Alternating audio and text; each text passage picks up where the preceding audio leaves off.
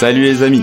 Être grow, c'est un peu comme être un savant fou. On teste plein de nouvelles expérimentations pour trouver la solution qui va nous générer de la croissance.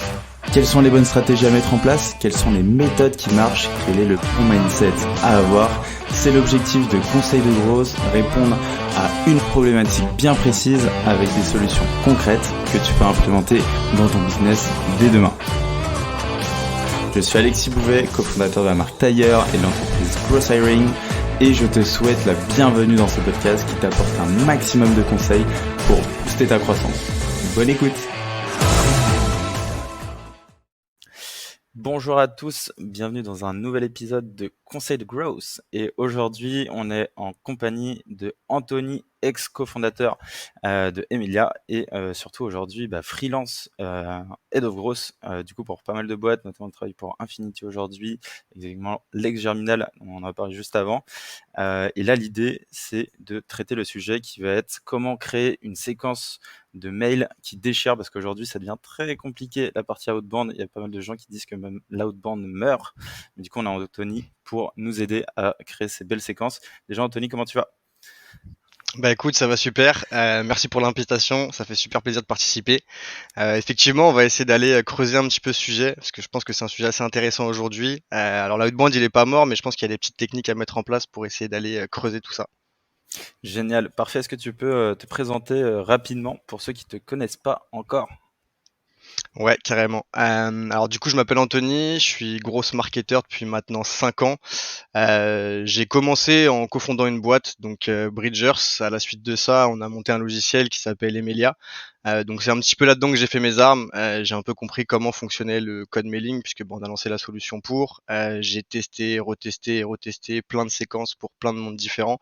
Pareil, donc j'ai aussi accompagné plusieurs boîtes, mais je me suis vraiment concentré sur l'outreach, vraiment sur le côté expertise là-dessus, et un petit peu de media buying à côté. Donc on survole un peu tous les sujets du gros, mais vraiment grosse expertise dans l'outreach, quoi. Trop cool. Ouais, donc pour moi, je pense que tu es l'un des meilleurs placés pour, pour en parler. En tout cas, sur le sujet, toi, tu l'as bien poncé. Donc, c'est trop cool.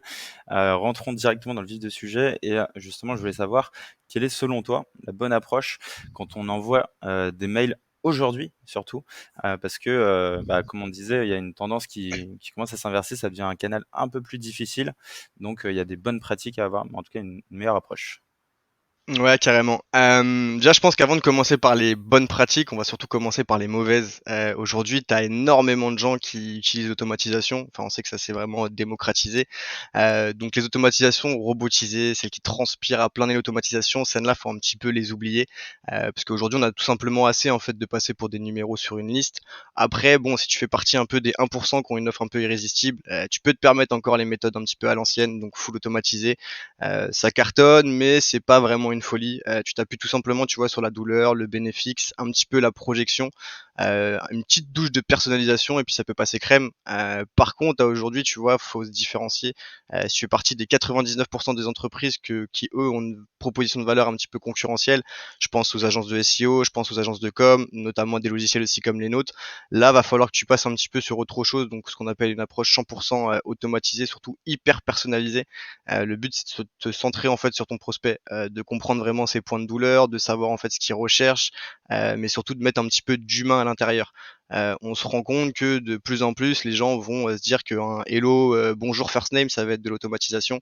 Malheureusement, ça l'est pas. Moi, ce que j'aime bien utiliser, ça va être l'event base, mais je pense qu'on va y revenir un petit peu juste après. Pour faire un petit peu le retour sur le mail, on va prendre l'exemple d'Emilia. Par exemple, Emilia, tu vois, je vais pas pouvoir me permettre d'utiliser de l'hyper personnalisation en fait trop poussée, tout simplement parce que mon panier moyen il est pas très élevé. C'est-à-dire que pour 29 € par mois, je vais pas aller passer 5 à 7 heures sur une campagne qui va me rapporter pas énormément.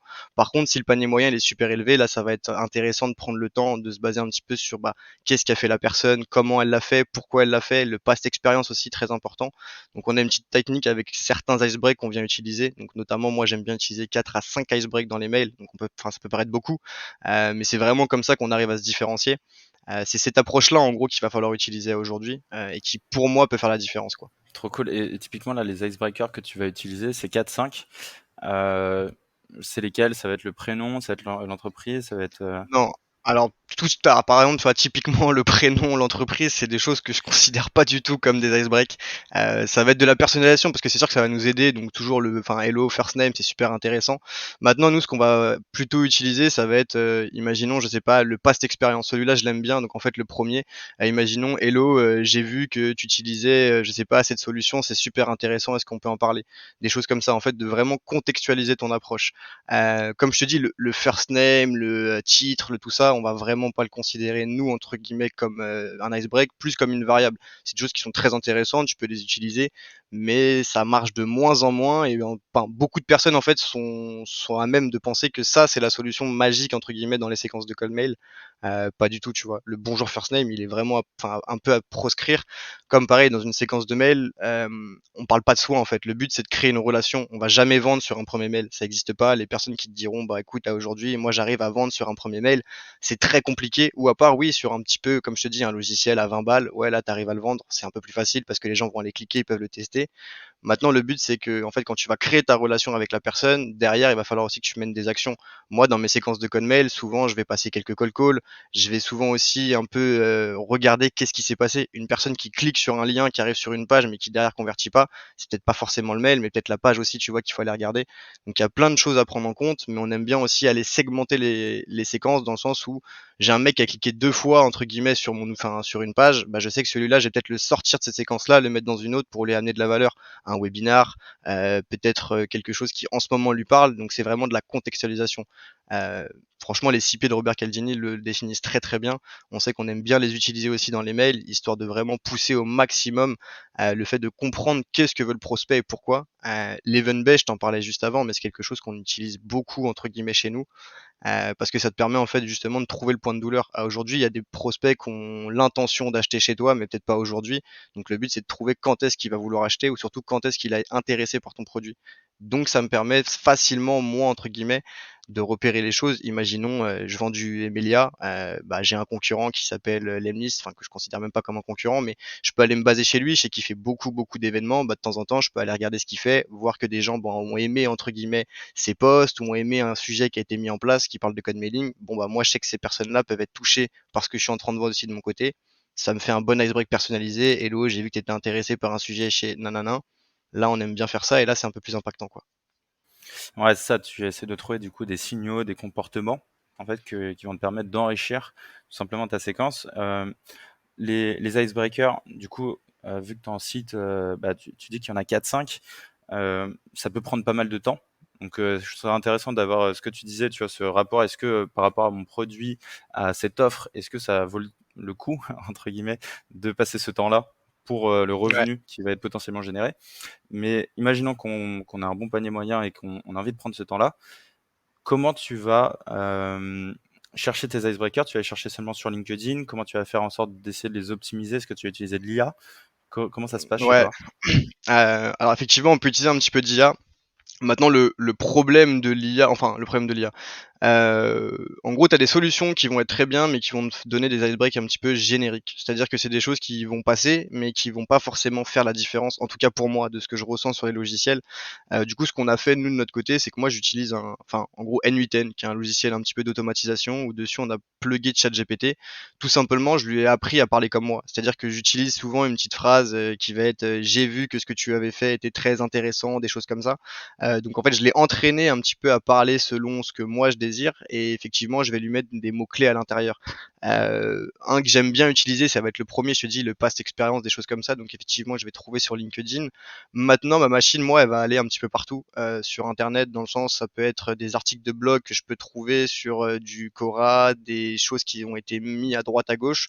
On essaie de trouver en fait un maximum d'informations, mais ça, comme tu le dis, c'est sur des gros paniers moyens. En fait, tu peux te permettre ce genre d'effort quand tu sais que derrière, en tout cas, tu vas avoir ton ROI qui va être assez intéressant. Mais ça prend du temps. Une bonne séquence de mails vraiment ultra personnalisée va prendre un petit peu de temps. Euh, Peu importe que tu utilises de l'IA ou pas, va falloir repasser dessus. Il y a des fois certaines, tu parles pas pareil à certaines personnes. On segmente énormément un directeur co, qui soit interne, qui soit externe, tu lui parles pas pareil. Quelqu'un qui vient de rentrer dans une boîte, tu lui parles pas pareil que quelqu'un que ça fait 15 ans qu'il est dans la boîte. Donc en fait, il y a aussi un gros travail de segmentation au-delà de la personnalisation. Et c'est ça qui va faire aussi la différence, quoi. C'est-à-dire que chaque copywriting est un peu différent pour chaque séquence aussi.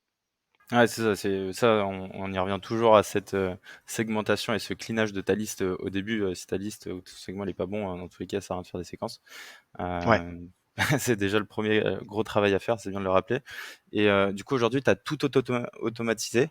Donc, ta machine aujourd'hui, elle arrive à aller scraper du Quora, aller du coup sur tous les autres sites pour aller choper de l'information et du Ouais. coup enrichir ton IA via ChatGPT. Donc, c'est assez ouf. Donc ça, je pense que c'est un côté, toi, faut le masteriser, ça te prend énormément de temps, c'est beaucoup d'années d'expérience. Qu'est-ce que tu recommanderais, toi, à une personne qui fait tu vois, des séquences, on va dire plutôt classiques déjà, avec genre un icebreaker, etc., et qui a envie de passer un peu à ce niveau au-dessus, avant l'étape, si tu veux vraiment master, où tu as tout plugué Ouais. et ça scrape tout, quoi. Ouais, complètement. Alors déjà, faut savoir que la machine, elle scrape pas tout. Il y a un peu de travail aussi humain, hein, mais effectivement, on a une grosse partie, on va dire 80% du taf qui est automatisé. Pour les personnes qui commencent, généralement, comme je te dis, réellement le prendre du temps en fait sur LinkedIn. Aujourd'hui, LinkedIn, c'est une énorme base de données, c'est-à-dire que tu as beaucoup d'informations. Alors, faut faire aussi attention, faut bien regarder parce qu'il y a des fois des informations qui sont un petit peu erronées, notamment les gens qui oublient de fermer leurs expériences. Tu vois, ça sur l'automatisation, ça peut totalement te niquer une séquence. Imaginons, j'ai vu que tu avais travaillé chez machin, bah en fait non, il y travaille encore, c'est juste qu'il a oublié de la fermer. Donc faut quand même un petit peu regarder aussi. Maintenant, je te dis, je suis sur l'expérience ou plutôt sur en gros ce que fait la boîte en ce moment. LinkedIn, je peux trouver énormément de gens qui vont partager du contenu ou des choses qui se passent sur la boîte. Donc en fait, vraiment, moi je reviens tout le temps, le plus simple, l'event base. Ça veut dire que tu vas pouvoir avoir un icebreak qui est assez simple à construire, qui va pas te prendre énormément de temps et qui va te permettre de créer une relation rapidement. Après, c'est pareil, le mail, comme je disais avant, hein, les gens qui te diront on fait beaucoup d'argent sur du mail, c'est possible sur du petit panier moyen, sur quelque chose, sur de la relance et tout, mais c'est pas sur ça que tu vends. Il faut que derrière, tu as quand même le côté humain, avoir un commercial ou du moins que toi, tu reprennes un petit peu la main dessus. Les séquences vont juste te permettre d'aller choper entre guillemets une conversation. Pour moi, la conversation, c'est conversion, tu vois. Si derrière tu connais bien un peu le social selling, tu arrives à avoir les bonnes pratiques ou en tout cas que tu as un bon produit, normalement tu peux faire une vente à partir d'un call mail. Mais c'est pas le point d'entrée principal quoi. Nous on sait que on va un petit peu partout pareil. LinkedIn, le multicanal aujourd'hui est très présent, mais sur une séquence de call mail bien faite avec, je te dis, quelques ice breaks, un petit peu de temps sur la personnalisation et surtout sur la segmentation, on peut atteindre des très beaux scores quoi. Ouais, ouais, c'est pareil, c'est bien de le rappeler que effectivement c'est un point de contact, c'est la première prise de contact et derrière c'est comment tu vas réussir à gérer tout ça. C'est vrai que ça va pas te Exactement. faire ta vente directement. Trop cool. Anthony, moi ce que j'ai envie de creuser aussi avec toi, c'est du coup tu as eu beaucoup d'expérience dans le domaine, tu es encore là-dedans et c'est ce que tu fais au quotidien. Est-ce que tu as une méthode, une sorte de schéma type, tu vois, des étapes que tu as l'habitude de mettre en place quand tu vas réfléchir ta séquence? Euh, Quelles seraient ces bonnes pratiques selon toi? Ouais, complètement. Bah, déjà, on utilise un peu une méthode qu'on va appeler, tu vois, la méthode ACP. En gros, ça va être A pour analyse, C pour copywriting et contextualisation, et P pour personnalisation ou hyper personnalisation. Pourquoi hyper personnalisation? Parce que comme je te le dis, pour moi, le bonjour prénom, c'est pas du tout de la personnalisation. C'est vraiment une variable qui va te permettre d'aller un petit peu plus loin. Donc en gros, le schéma qu'on aime bien au début, c'est tu vois, ça va être en un, ça va être l'analyse, c'est-à-dire comprendre ton personnage. Ça, c'est super important. C'est-à-dire que demain, peu importe le produit que tu vends, en fait, si t'as pas compris en fait à qui tu t'adresses, ça va être très compliqué, en tout cas, d'aller se faire cette cible. En deux, le but, ça va être vraiment entre guillemets, comme je te dis, de segmenter un maximum, un maximum. Il y a des personnes qui se rendent pas compte, mais des fois, d'une base de 100 personnes, tu peux faire 10 séquences réellement parce que bah les personnes n'ont pas le même âge, c'est pas le même type d'avatar, c'est pas le même profil. Donc c'est un petit peu comme ça qu'on va réfléchir un petit peu derrière la contextualisation et surtout le copywriting, le côté humain. Faut pas oublier que même si la séquence elle est automatisée, il faut garder ce côté humain. C'est ce qui va faire que tu vas un petit peu jouer dessus. Pour certains produits et notamment pour Emilia, il y a des fois où je vais jouer un peu le côté humour, où je vais dire aux gens totalement ouais c'est automatisé les gars, c'est full automatisé, c'est comme ça, mais en fait ça va aussi te casser un petit peu la barrière à l'entrée. Tout le monde fait la même chose aujourd'hui. En tout cas, il y a beaucoup de personnes qui connaissent maintenant ces logiciels. On n'est plus 4 ans ou 5 ans en arrière où le marché n'était pas encore vraiment aware de tout ça. À aujourd'hui, voilà, on le connaît vraiment. Comme je t'ai dit, l'event base, c'est quelque chose qui, pour moi, peut toucher énormément de choses. Maintenant, une bonne séquence, entre guillemets, hein, parce qu'une bonne séquence, c'est compliqué. Chaque produit est différent, donc il n'y a pas une séquence type. Ce que j'aime bien faire, moi, en gros, en mail 1, c'est contextualisation générale, tu vois. En gros, comment je t'ai trouvé et pourquoi je viens de chercher. C'est-à-dire qu'aujourd'hui, je justifie un petit peu ma prise de contact. Un icebreak sur de la proposition de valeur, donc en fait, la cible, tout simplement. Le problème, la solution que tu viens exposer. Un CTA sur de la question fermée. Toujours une question fermée au départ, en fait. Moi, en tout cas, moi, c'est comme ça que je préfère le mettre en avant. Un petit peu de prof social et bon, allez, si t'aimes bien et si tu te sens bien, un petit PS avec une petite touche d'humour ou un truc comme ça, après ça faut bien le sentir. En mail 2, ce que j'appelle le double tap, tu vois, est la proposition soit d'un audit, mais ça c'est parce que bah moi dans mon métier j'aime bien proposer ces choses-là. Mais tu vois tout simplement pareil contextualisation relance sous forme d'iceberg. Donc je sais pas un truc, j'ai vu que tu venais de finir un bootcamp sur les compétences de X Y Z, j'ai trop kiffé. Est-ce qu'on peut en parler? Tout simplement derrière pareil un autre icebreak avec justement de la proposition de valeur et un peu un truc irrésistible. Je reviens un petit peu sur l'icebreak que j'ai fait avant. J'aime bien faire ça en fait. Mon premier icebreak, généralement, je le décline en un deuxième icebreak. Donc en gros, en parlant de kiffer, tu vois, comme j'adore ce que tu fais, j'ai vu que tu faisais des produits d'un à un, donc est-ce qu'on peut se parler? Donc en fait, souvent, mon premier icebreak vient se transformer en fait en un deuxième icebreak. Je te commence avec une petite phrase, j'ai vu que tu avais fait ça, c'est super intéressant ou j'ai trop kiffé. Ah, vu que c'était intéressant, est-ce qu'on peut parler de ça? Donc en fait, je te contextualise un peu la chose, ce qui me permet de t'attraper généralement plus facilement. Ton offre irrésistible, c'est toujours pareil. Si tu as une offre que 50% de la planète vend, c'est un peu compliqué aussi de le faire. Donc vraiment se mettre en avant. Ensuite, en 3, simplement le mail bump. Ce que j'appelle le mail bump, c'est attiser la curiosité, aller poser la question. En gros, qu'est-ce que tu as pensé de ce mail-là? Est-ce que tu as un feedback à me donner? Est-ce que je me suis pas trompé aussi d'interlocuteur? Vraiment, voilà, le pousser à aller dessus. Parce que beaucoup de personnes vont négliger la relance, mais sur 80% du temps, la relance est super importante dans le mail. C'est ce qui va un peu faire l'affaire. Derrière, en gros, en mail 4, ce qu'on aime bien pousser, ça va être du contenu. Un webinaire, un livre blanc, quelque chose d'assez simple. Et en mail 5, tout simplement un résumé. C'est-à-dire qu'un résumé un petit peu de ce qui s'est passé, soit sur ce webinaire, soit sur le livre blanc que tu lui as envoyé. Ça te permet d'avoir une séquence assez bien construite, mais c'est pareil, il n'y a pas de séquence magique. Aujourd'hui, chaque produit est un peu différent, chaque personne aussi est différente. Faut pas oublier que, comme je te dis, on reste des humains, donc faut aller mettre des mots qui vont te ressembler. Moi, des fois, je mets des mots un peu comme si je parlais dans mon mail. Pourquoi? Parce que bah en fait, en le lisant, tu vas te dire, mais alors ça paraît automatisé, mais pas forcément non plus, parce qu'un mec qui va automatiser, normalement, il va pas prendre le temps de faire cette erreur-là, tu vois. Tout doit être super clean. Moi, je suis partisan de pas mettre tout justement super clean, parce que je pense que l'automatisation, elle doit vraiment avoir un côté humain. Des fois, je fais un peu exprès de laisser quelques fautes d'orthographe, un truc à la con, enlever un S, un truc un peu débile, mais je te jure que ça fait la diff, parce que les gens ils se disent, ah, mais automatisé, mais jamais il aurait fait une faute. Bah, en fait, si, tu vois. Le but, c'est un peu de bait aussi ça. Et tout simplement, comme dans tout business, il faut être un tout petit peu malin et vraiment beaucoup de créativité. En fait, le mail, c'est ça aussi. Ouais, je suis assez d'accord avec toi. Même, tu peux faire des techniques un peu en t'excusant. Souvent, une automatisation, elle va pas s'excuser. Dire Ouais. désolé, je me suis peut-être trompé de personne ou quelque chose comme ça. Ou dire ah désolé, j'ai vu que j'avais pas mis mon agenda sur le mail Bah, juste avant, un truc comme ça. Et ouais, ouais, ça, ça passe plutôt bien, je trouve aussi. mais carrément, bah, nous on a une petite anecdote, tu vois, sur ça avec Emilia. En gros, on est l'un des seuls logiciels, je pense, alors peut-être maintenant ça se fait, mais qui peut envoyer du mail par minute. Normalement, les gens ont l'habitude de faire des séquences en journée, donc t'envoies un mail un jour après, 2 jours après ou quoi. Moi, j'avais tâté un petit truc il y a pas très longtemps, il y a un petit moment où en gros, j'avais créé en fait un mail 15 minutes après, où justement, je m'excusais en te disant, ah, excuse-moi, j'ai oublié de te pousser mon site web. Franchement, il y a 2 ans ou 2 ans et demi, je crois, j'avais fait ça. Enfin, ça avait vraiment cartonné. Pourquoi? Parce qu'en fait, personne pensait que c'était automatisé, tu vois. Ils se sont dit, ah ouais, en fait, il a vraiment oublié de nous envoyer ça, et c'est sur ce mail-là que je faisais la différence. En fait, non. Et c'est comme ça qu'on a eu l'idée de se dire, ok, bah, les mails plus 15 minutes, c'était une feature qu'on développait au début chez Emilia. Mais ouais, ça marche super bien. S'excuser, les gens ils oublient. En fait, faut pas oublier, voilà, rester le côté humain. Le côté humain va faire la différence même dans de l'automatisation, quoi. Trop cool. Franchement, trop trop bien. Au moins, ça permet de cadrer à chaque fois sa séquence et s'assurer, tu vois, qu'on a coché un peu ces cases. Même en vrai, tu vois, tout bête, le persona, c'est tout bête, mais je pense qu'on fait pas assez ce travail-là. Quels sont vraiment Ouais, les gros complètement. pains, les vrais besoins, quelles sont les solutions en fait que tu apportes qui vont vraiment aider cette personne et même les besoins plus profonds, tu vois.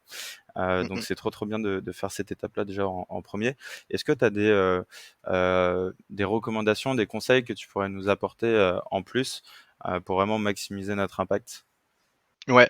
En gros, c'est pareil, il faut savoir que t'as deux sortes de code mailing, on va dire, le code mailing un peu français, le code mailing à l'américaine. Nous, on pense faire du code mailing, mais on en fait à petite échelle, on va dire. À aujourd'hui, pour maximiser un petit peu ses efforts aussi et pour essayer d'aller toucher un maximum de personnes, faut pas oublier qu'il faut aller tester et surtout itérer. Moi, je suis partisan de pas utiliser qu'un seul mail pour envoyer aussi mes séquences. Le but, c'est de te dire en fait à aujourd'hui, qu'est-ce que tu veux faire avec du mail? Ça va te créer de la relation, ça va pas te permettre de vendre comme on te l'a dit, donc c'est entre guillemets, il va falloir envoyer un maximum. Faire 3 adresses mail ou 4 adresses mail, c'est assez intéressant. Le but, ça va te permettre de démultiplier au maximum en fait tes rendez-vous au début et surtout de tester ton idée, de savoir est-ce que ton idée elle fonctionne ou elle fonctionne pas. Le mind aussi qu'il faut avoir aujourd'hui, et je pense dans les boîtes des choses qui sont pas assez faites, c'est de se dire en fait, il n'y a pas de solution miracle. C'est-à-dire que c'est pas le A n'est pas le bon chemin, B n'est pas le bon chemin. Tu peux tester énormément de choses. Moi, je fais énormément de tests à droite, à gauche sur des séquences où des gens me disaient mais Anthony, t'es complètement fou, ça marchera jamais. Bah en fait, t'es personne pour savoir si ça va marcher ou pas. Il y a que le marché qui te le dira et surtout faut penser data drive en fait. Faut vraiment être drivé par sa data et se dire ok, est-ce que là ça a marché? Est-ce que là j'ai eu du clic? Est-ce que ceci? Est-ce que j'ai besoin d'un icebreak super automatisé sur cette cible-là ou est-ce qu'en fait un message simple peut aussi marcher? C'est vraiment comprendre son marché, son personnage, la segmentation au début. Je te dis, c'est un vrai travail qui a malheureusement pas beaucoup de gens le font, mais ils pensent qu'envoyer une campagne, on va récupérer du lead. Ça marche de moins en moins comme ça, surtout qu'en fait beaucoup de gens sont au courant de toutes ces techniques, tu vois. Je te dis 4 ans en avant, oui, on n'était pas encore au courant de tout ça. Aujourd'hui, tu prends des logiciels comme Wallaxy, tout ça, qui ont vraiment démocratisé un petit peu l'automatisation sur LinkedIn et tout. Bah forcément, maintenant, les mails ou les messages, bah, les gens font un peu plus attention, quoi. Avant, c'était plus simple. Trop bien. Là, j'ai une question qui me vient, notamment en use case, qui est, lorsque je vais lancer par exemple des séquences, je vais avoir des personnes qui vont me dire, je sais pas, ça m'intéresse pas, c'est pas le bon moment, ce genre de choses. Je pense que la plupart des gens ne répondent pas à ces mails-là. Du Ouais, je coup, pense aussi. toi, est-ce que tu as une bonne pratique là-dessus? D'ailleurs, pour aller se dire, ok, bon, bah, ce lead il est pas intéressant aujourd'hui, mais j'arrive à le recycler, je sais pas, je le tag. Comment tu fais, toi? Ouais, complètement. Bah, en fait, c'est pareil, je pense que c'est aussi un problème un petit peu sur, l'éducation au commerce en France, mais effectivement, quand on va te dire non, ça va direct, c'est une barrière. Aujourd'hui, si un prospect te dit non, c'est peut-être juste parce que c'est pas forcément, comme je t'ai dit, le bon moment. Ça veut pas dire, en fait, qu'il te dit non pour toujours ou qu'il t'a écarté complètement de son pipe. Le but, c'est de revenir un petit peu sur la méthode ACP, c'est-à-dire que de repartir sur, en gros, vraiment la contestation et pourquoi il a fait ça. Imaginons que juste il t'a répondu, rien que le fait de te répondre, c'est un acte de se dire il a lu ton mail, il a un minimum regardé, donc ça veut dire qu'il s'est un minimum intéressé. Le but c'est peut-être de le mettre dans une autre séquence. En fait, pas forcément de se dire ce mec-là on l'utilise plus, mais c'est de le sortir de cette séquence en fait et de se dire ok, si jamais il a pas été intéressé par mon offre aujourd'hui, pourquoi c'est? Aller regarder la boîte et regarder ce qu'elle fait. Est-ce que vraiment mon offre elle lui correspond pas et ensuite commencer à lui envoyer des signaux. Ça veut dire du retargeting sur de la pub, ça peut être lui envoyer de temps en temps des contenus ou juste des choses qui peuvent lui l'intéresser. Mais c'est super important de pas se fermer au non en fait, parce qu'un non veut pas dire que la personne ne sera pas là. En fait, 6 mois plus tard, elle peut revenir. Donc peut-être essayer de encore faire, enfin, revenir à la même chose, hein, mais segmenter ces bases-là, se dire qu'au fait, tous les mecs qui m'ont dit non, ok, les prendre, comprendre pourquoi ils m'ont dit non, et peut-être essayer de les repousser sur une autre forme de contenu, un peu moins aussi agressif, dans le sens où pousser sur une prise de rendez-vous au début, c'est un peu trop agressif pour lui. Peut-être justement juste laisser de l'embarquer soit dans une newsletter, soit dans du contenu qui va l'intéresser. Moi, je pense que comme ça, tu peux essayer de casser un petit peu ces méthodes de se dire bon, ok, il y a le non, je m'en vais quoi. Trop bien, trop cool. Anthony, c'est top. On arrive vers la fin de l'épisode.